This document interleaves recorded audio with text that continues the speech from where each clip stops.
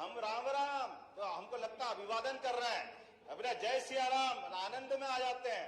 आराम सोने भी जाए तो राम के पास, विश्राम तो राम। और आप राम नाम सत्य करने वाले कोर्ट में सर्टिफिकेट देते थे कि राम का अस्तित्व कहाँ है, राम जी कहाँ है। कपिल सिब्बल का आज भी एफिडेविट इस बात के लिए लज्जित करता है कि आपने प्रभु श्री राम पे प्रश्न उठाए थे, आज आप उनकी बात करते कि हाँ हमारे भी राम है। अरे तुम्हारे राम तो होते तो तुम ये सर्टिफिकेट क्यों देते, ये मामले क्यों उलझाते, राम मंदिर के मार्ग में क्यों बाधाएं खड़ी करते। ये बड़े दुर्भाग्य का विषय।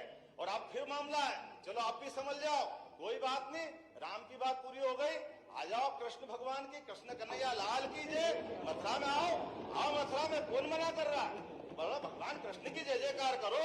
ये हमारी सरकार है मध्य प्रदेश के अंदर, भगवान कृष्ण के जहां जहां पांव पड़े, जहां जहां लीला रची है, चाहे अपना उज्जैन जहां उन्होंने 64 कला 14 विद्या सीखी, या आपका धार का पास का अमझेरा जहां रुक्मी के साथ उनका युद्ध हुआ, या जाना पाओ इंदौर के पास की वो पहाड़ी जहां परशुराम जी भगवान को सुदर्शन चक्र देते हैं, वो सारे स्थान तीर्थ के रूप में डेवलप करेंगे। ये हमारी सरकार का निर्णय है।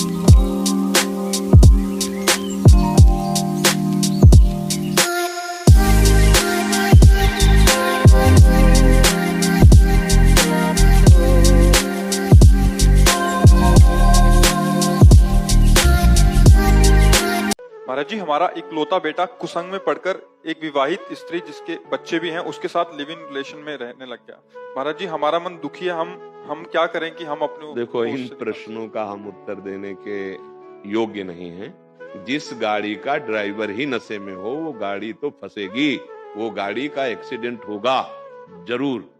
मोबाइल का जमाना है और मनमानी आचरण, बॉयफ्रेंड गर्लफ्रेंड, ये नशा, वो खाना पीना, अब बुद्धि भ्रष्ट, वो ना आपकी बात मान। शहर बनारस अब हर हर महादेव की जगह जय श्री राम से गूंज रहा है। शहर बनारस ही क्यों, पूरा देश जय श्री राम की पुकार से गूंज रहा है और गूंजना भी चाहिए। आप भी अयोध्या चलने की तैयारी कर लें।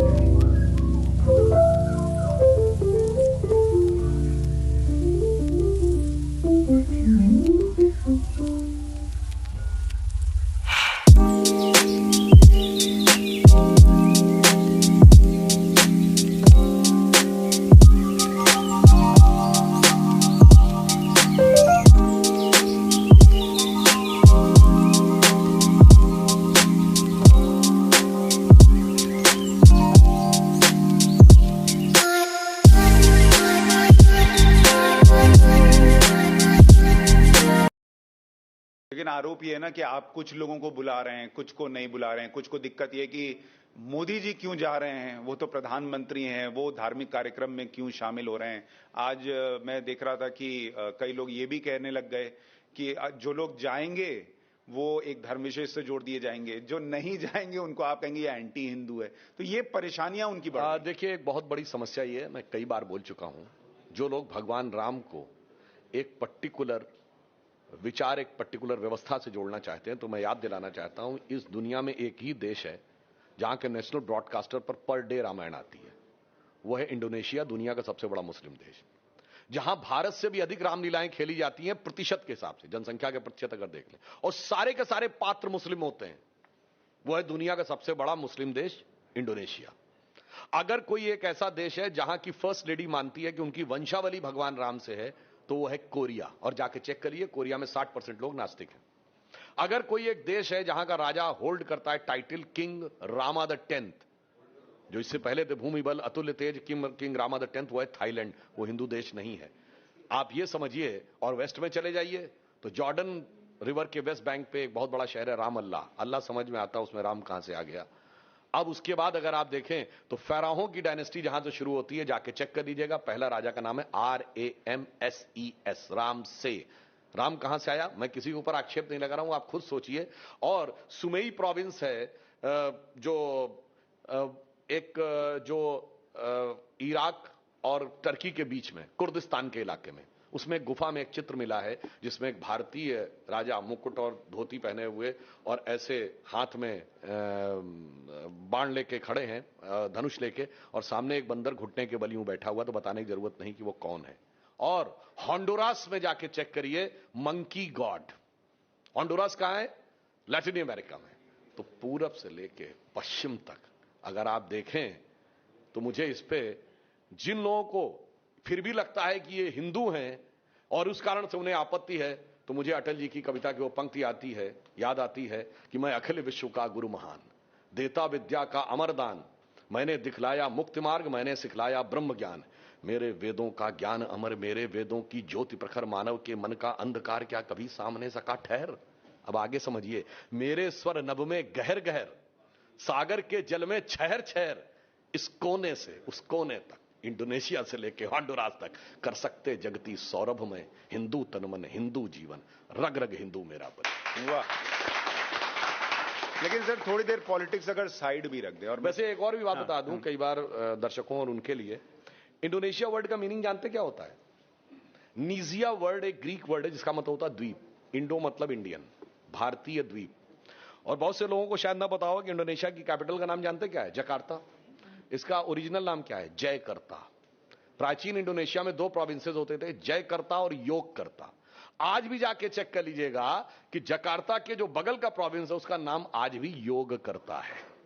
तो इससे आप समझ लीजिए कि यह प्रभाव कितना दूर तक था और संपूर्ण विश्व को मार्गदर्शन देने के लिए था।